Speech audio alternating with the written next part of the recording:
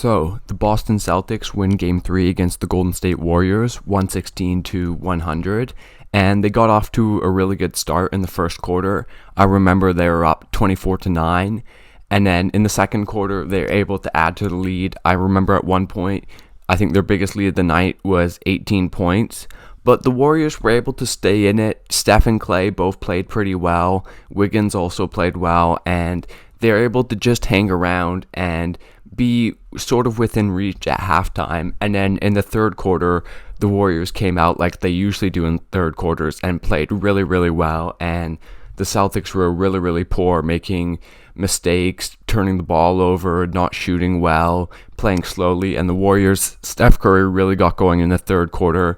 They're hitting threes. They're looking very dangerous offensively.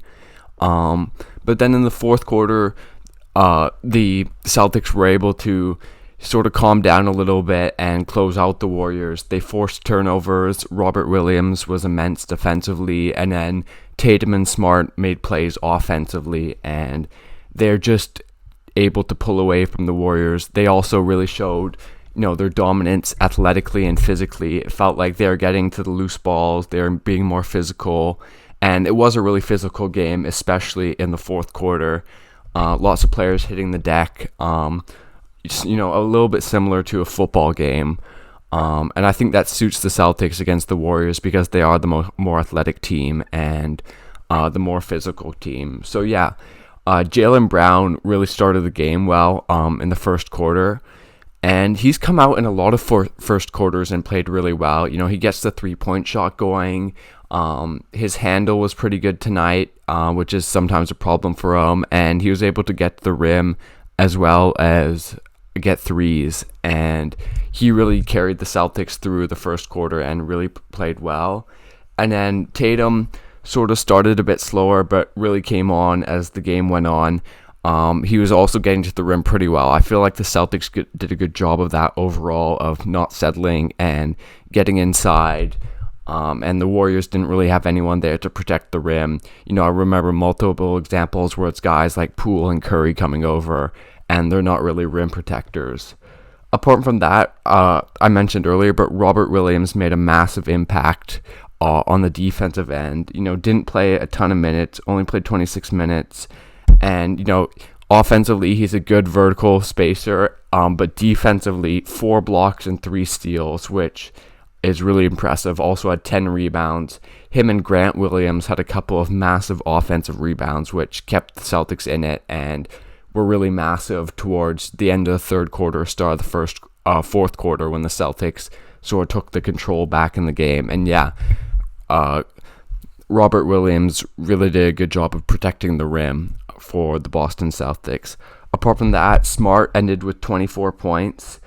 It felt like he hit a couple of clutch shots in the fourth quarter off Tatum kickouts, and then defensively, he definitely brought a lot of physicality. And I think overall, the Celtics are a really tough defensive team. And I thought when they weren't turning the ball over and when they're forcing the Warriors to play in the half court, they're mostly doing a good job, apart from when they're dropping too far back on Steph screens. I think that's sort of been their only problem defensively, because apart from that, they're being physical, they forced a decent amount of turnovers, and yeah, overall they're a really strong defensive team.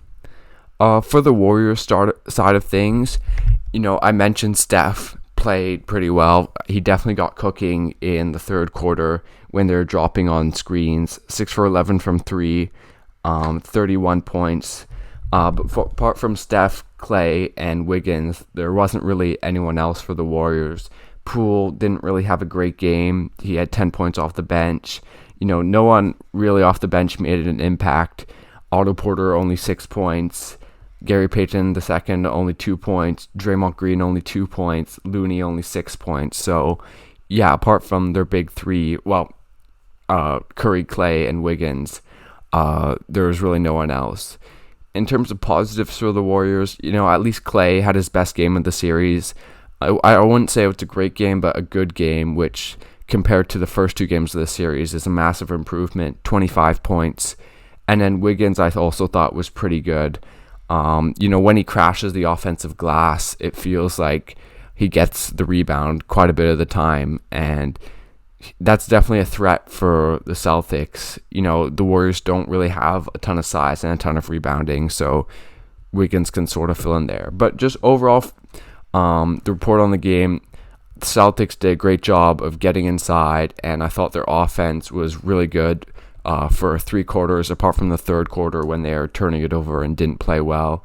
And then, Celtics just used their physicality, used their athleticism, got offensive rebounds, forced turnovers, and it felt like that's how the Celtics want the games to go, apart from the third quarter, where they're able to use their physicality and superior athleticism. So Game 4, it's going to be a big game. Warriors pretty much need to win on the road.